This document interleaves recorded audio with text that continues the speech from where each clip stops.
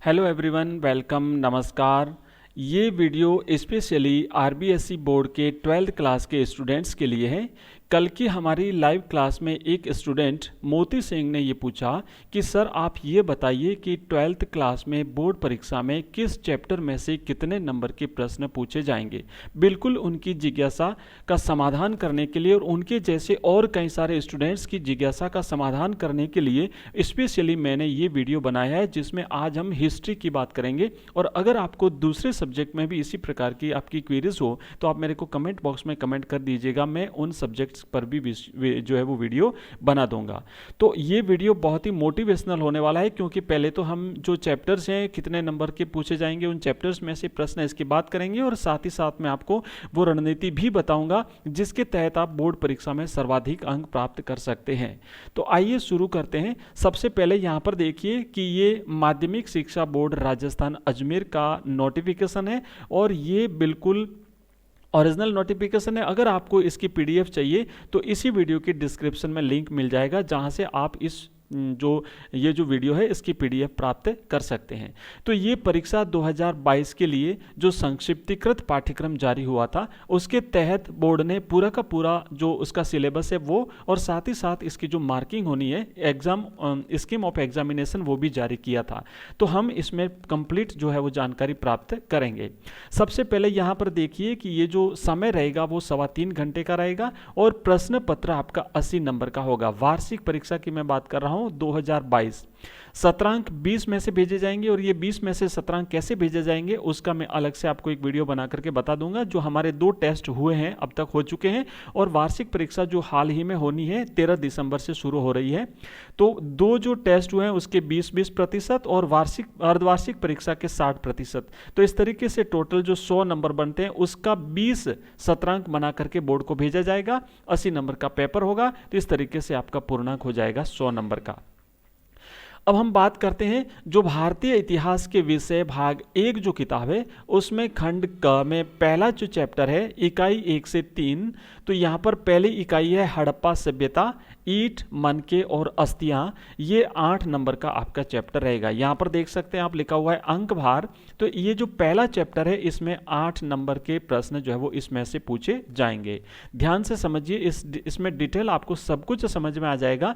ये जरूरी है जानना कि किस टॉपिक में से कितने नंबर के प्रश्न पूछे जाएंगे, क्योंकि अगर आपको यही पता नहीं हो कि कौन से टॉपिक में से कितने नंबर के प्रश्न पूछे जाएंगे, तो फिर हम बिना आधार के अगर तैयारी करेंगे तो कम नंबर वाले टॉपिक पर हम ज़्यादा टाइम दे सकते हैं और ज़्यादा नंबर वाले टॉपिक पर हम कम टाइम दे सकते हैं। तो फिर हमें परीक्षा में नंबर आपको सही ढंग से प्राप्त नहीं होते हैं। दूसरा आपका जो चैप्टर है उसका शीर्षक है आरंभिक राज्य और अर्थव्यवस्थाएं। तो इस जो राजा, किसान और नगर, ये आपका रहेगा 7 नंबर का टॉपिक। और तीसरा आपका टॉपिक है आरंभिक समाज, बंधुत्व, जाति और वर्ग, ये रहेगा 7 नंबर का टॉपिक। तो यहां पर आप काउंट कर सकते हैं 7 और 7 14, और आपका ये 8 नंबर ये, तो ये आपका हो गया टोटल 22 नंबर के चैप्टर। ये 3 चैप्टर। और ध्यान रखिएगा यहां पर आपको सिलेबस का भी ध्यान रखना है। आपकी जो पहली किताब है भारतीय इतिहास के भाग 1, इसमें 4 में से 3 टॉपिक ही आपके सिलेबस में रखे हैं, और जो 30% सिलेबस कम किया है उसके तहत चौथा टॉपिक हटा दिया गया है। तो आपको चौथा टॉपिक पढ़ने की जरूरत नहीं है। मैं आरबीएसई बोर्ड की बात कर रहा हूं। अगर आप दूसरे स्टेट के बोर्ड एग्जाम्स में बैठ रहे हैं तो आपके लिए ये लागू नहीं होगा। मैंने पहले ही कह दिया था, ये स्पेशली आरबीएसई बोर्ड के स्टूडेंट्स के लिए है। अब बात करते हैं हम खंड जो हमारा ख है उसकी। तो यहाँ पर मध्यकालीन भारत नाम की जो किताब है उसमें से भी 3 चैप्टर लिए गए हैं। पहला चैप्टर है यात्रियों के नजरिए, समाज के बारे में उनकी समझ, और ये टॉपिक भी रहेगा आपका 8 नंबर का। ध्यान रखिएगा इस बार परीक्षा में जो है सभी प्रकार के प्रश्न पूछे जाएंगे, जिसमें सबसे पहले बहुविकल्पात्मक प्रश्न होंगे, उसके बाद अति लघुतरात्मक प्रश्न होंगे, रिक्त स्थान वाले प्रश्न भी होंगे, और उसके बाद में जो है आपके जो एक जो निबंधात्मक प्रश्न आते हैं वो भी पूछे जाएंगे। उसके बाद में यहाँ पर देखिए नेक्स्ट जो छठा टॉपिक है भक्ति, सूफी परंपराएं, धार्मिक विश्वासों में बदलाव और श्रद्धा ग्रंथ।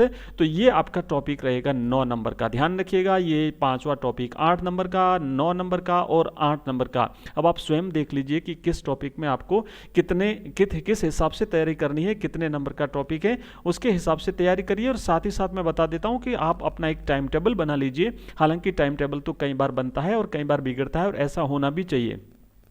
मैं मेरी क्लास के स्टूडेंट्स को भी जब मैं क्लास में पढ़ाता हूं कई बार कहता हूं कि आप अपना एक टाइम टेबल बना लीजिए, उसके हिसाब से तैयारी करिए, ताकि आपको पता रहे कि आपको कौन से सब्जेक्ट में कितने घंटे तैयारी करनी है, कौन से सब्जेक्ट के कौन से चैप्टर आपको कब पढ़ने हैं। तो इस हिसाब से अगर सिस्टमेटिक तैयारी करोगे तो आप सभी सब्जेक्ट्स में आप सही ढंग से तैयारी कर पाओगे, सभी सब्जेक्ट्स में सही समय दे पाओगे, और सही तरीके से अगर तैयारी करोगे तो परीक्षा में सही ढंग से लिख पाओगे। अगर सही ढंग से लिख पाओगे तो सही नंबर आपको मिलेंगे।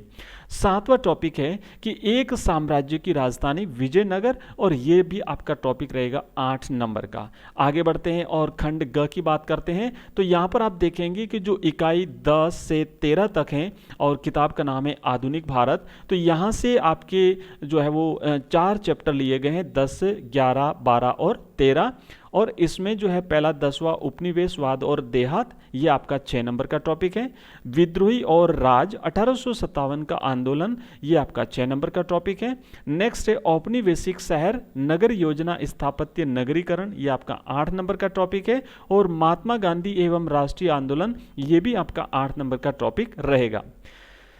इसके बाद में आपका जो अंतिम जो इकाई है आपकी 16वीं मानचित्र कार्य, और यहाँ पर ये आपके रहेगा 5 नंबर का प्रश्न पूछा जाएगा। मानचित्र में से आपको नक्शा दिया जाएगा, आपको नक्शे में कुछ स्थान पूछे जाएंगे, वो भरने होंगे। इसकी हम डिटेल तैयारी हमारे इस चैनल पर आगे जाकर के करेंगे।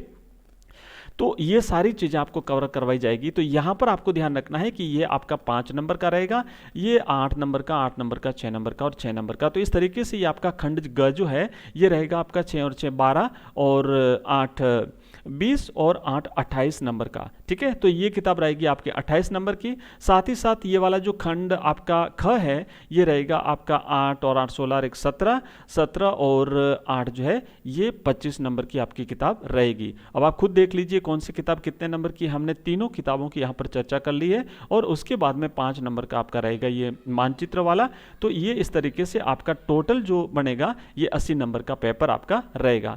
तो ये हमने आज इसमें बात करी कि कौन सा चैप्टर कितने नंबर का पूछा जाना है, और आपके जो चैप्टर हटा लिए हैं वो आपको पढ़ने की आवश्यकता नहीं है। ध्यान दीजिएगा, इसमें से 3 चैप्टर है, चौथा हटा लिया, इसमें से 5 6 7 है, 8वां और 9वां हटा लिया है, 10 11 12 13 है, और बाकी वाले चैप्टर हटा दिए गए हैं। तो जो हटाए हैं उनको नहीं पढ़ना है, जो आपके सिलेबस में रखे गए हैं वो आपको पढ़ने हैं। अब यहाँ पर आप अगर इससे डिटेल में आप यहाँ पर देखना चाहें तो देख लीजिए ये आपके कौन कौन से चैप्टर हैं। तो ये इस प्रकार के चैप्टर रखे गए हैं। आपको PDF जो है इसी वीडियो के डिस्क्रिप्शन में मिल जाएगी, वहाँ से आप लोग इसे डाउनलोड कर सकते हैं। तो ये तो था हमारा आज का संक्षिप्त वीडियो। धन्यवाद।